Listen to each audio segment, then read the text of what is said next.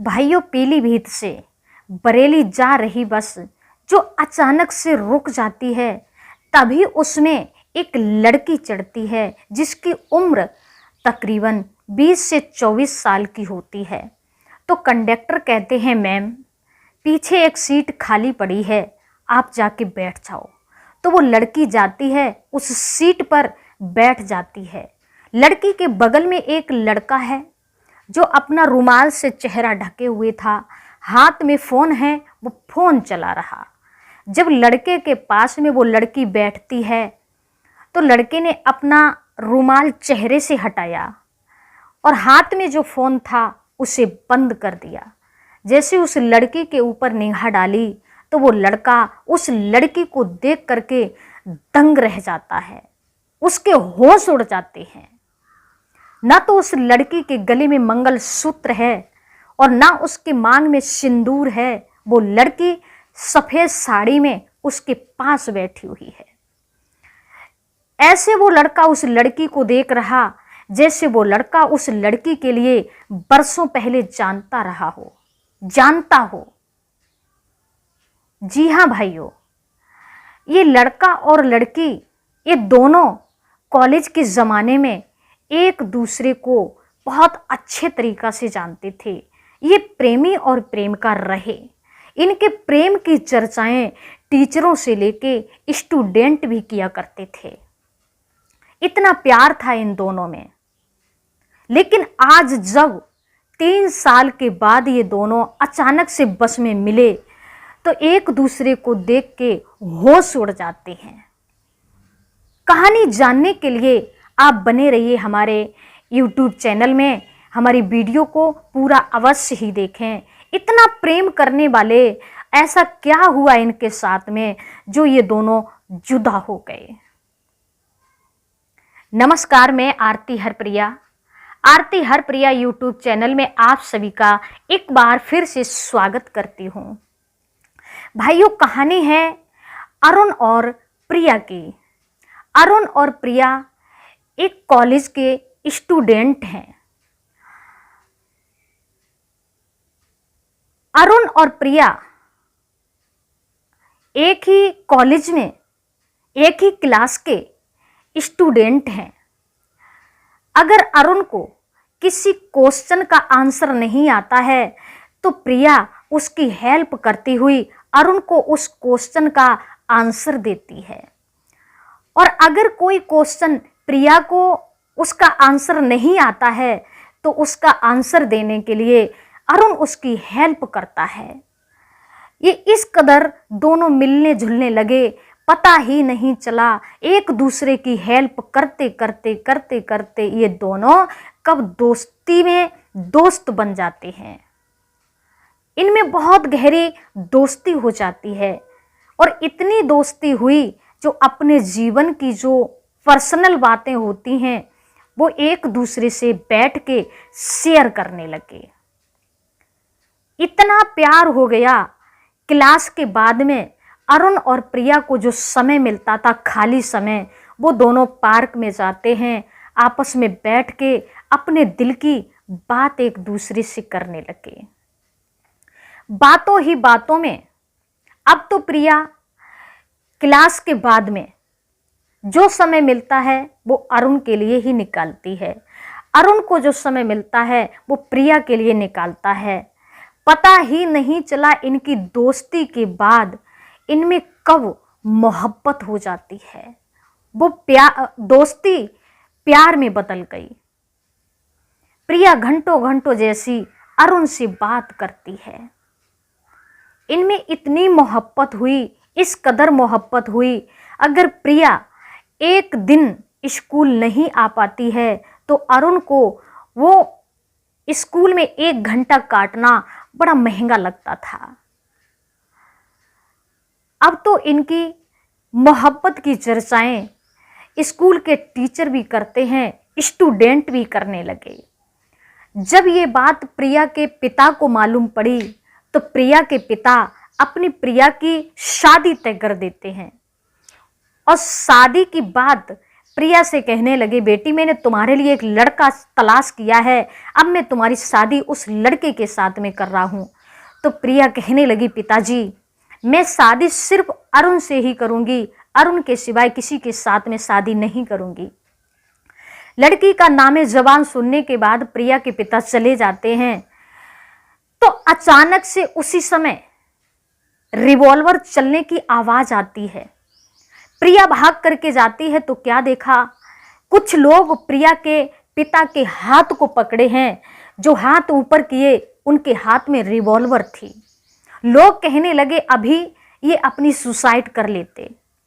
प्रिया समझ गई मैंने ना कर दिया, इसीलिए मेरे पिता स्वयं अपनी सुसाइड करना चाहते हैं। आगे बढ़ी और अपने पिता के कलेजे से लग गई और रोती रोती कहती है, पिता मैं वही करूंगी जो आप चाहते हो, जिस लड़के से मेरी शादी करोगे मैं उसी के साथ में शादी खुशी खुशी कर लूंगी। तो प्रिया के पिता कहते हैं, प्रिया यदि तुम हमसे प्यार करती हो तो हमारी एक बात तुम्हें पूरी करनी होगी। कहिए पिता। तुम उस अरुण से कहो आज के बाद ना वो तुमसे फोन करेगा और ना तुम्हें रास्ते में कभी मिलेगा। उससे कह दो वो तुम्हें इस कदर भूल जाए कि तुम कभी उसके जीवन में नहीं आई थी। तो प्रिया वही करती है। एक लाचार लड़की, बेबस लड़की। अब वो दो में से किसी एक को तो चुनना ही था उसे, चाहे तो पिता को ले लेती चाहे अपने अरुण को ले लेती। तो उसी समय प्रिया ने अरुण के लिए फोन लगाया और रोती हुई अरुण से कहती है, अरुण क्या तुम मुझसे मोहब्बत करते हो? हाँ।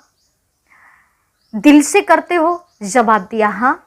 मैं तुमसे जो कहूँ आप मानोगे हमारी खुशी के लिए? तो अरुण कहने लगे, प्रिया कह के तो देखो तुम क्या कहना चाहती हो।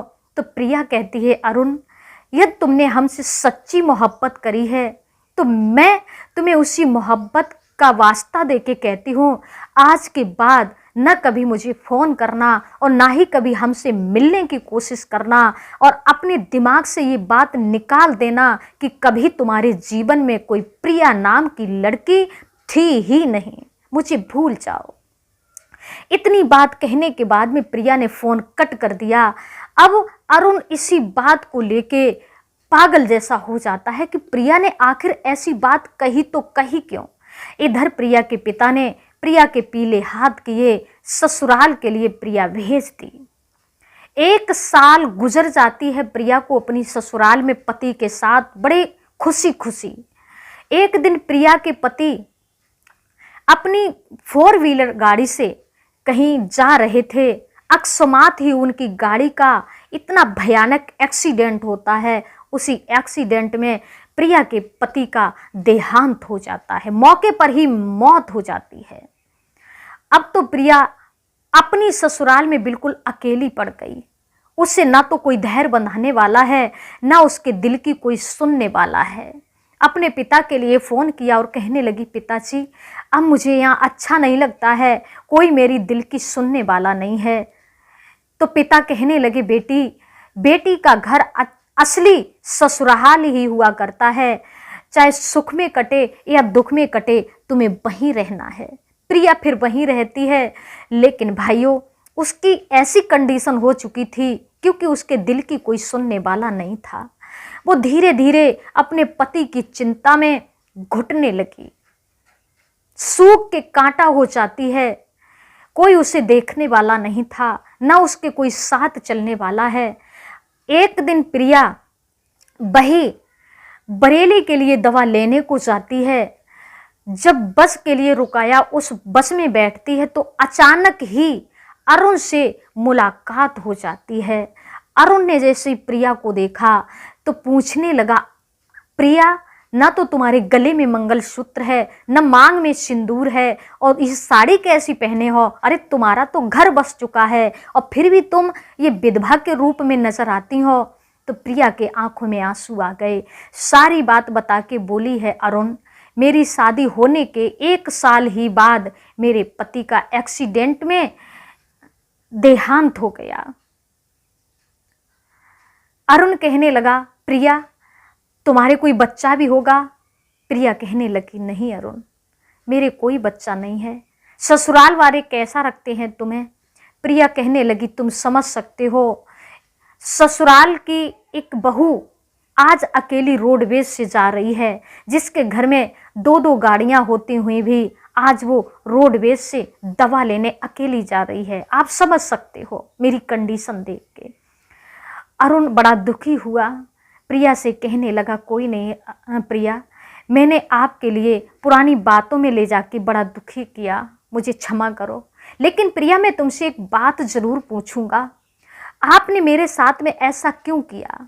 आपने उस दिन अचानक फोन किया था और हमसे एक ही बात कही कि अरुण तुम हमें भूल जाओ। तुमने इतनी आसानी से कैसे कह दिया? जिस अरुण को स्कूल में तुम्हारे बिना एक दिन नहीं कटता था, वो जीवन तुम्हारे बिना कैसे काट सकता? तुमने ये बात कैसे कह दी? तो सारी बात बताई अरुण। मैं बेबस थी, तुम में से मुझे एक को चुनना था, चाहे तो पिता को ले लेती चाहे तुम्हें ले लेती। अगर तुम्हें ले रही थी तो पिता अपनी सुसाइड कर लेते, अगर पिता को देख रही थी तो तुम हमसे छूट गए। अरुण कहने लगा, कोई बात नहीं प्रिया। इतनी बात जैसे ही अरुण ने प्रिया की सुनी, तब तक प्रिया एकदम से उसी बस में बेहोश होकर गिर जाती है। तो अरुण ने अपनी गाड़ी बुलाई और उसी में प्रिया को ले जाके बैठाला। प्रिया को हॉस्पिटल तक जाना था, अरुण ने हॉस्पिटल तक प्रिया को ले जाके छोड़ दिया। तभी अचानक से प्रिया के पास में प्रिया के ससुर का फोन आता है और कहने लगे, मैं जानता हूँ इसी वजह से तू बीमारी का बहाना करके गैर लड़कों के साथ में रंगरलियां मनाती है। तेरे साथ में अभी बस में एक लड़का था और अब तू उस लड़के की गाड़ी में बैठ के हॉस्पिटल के दरवाजे पे खड़ी हुई है।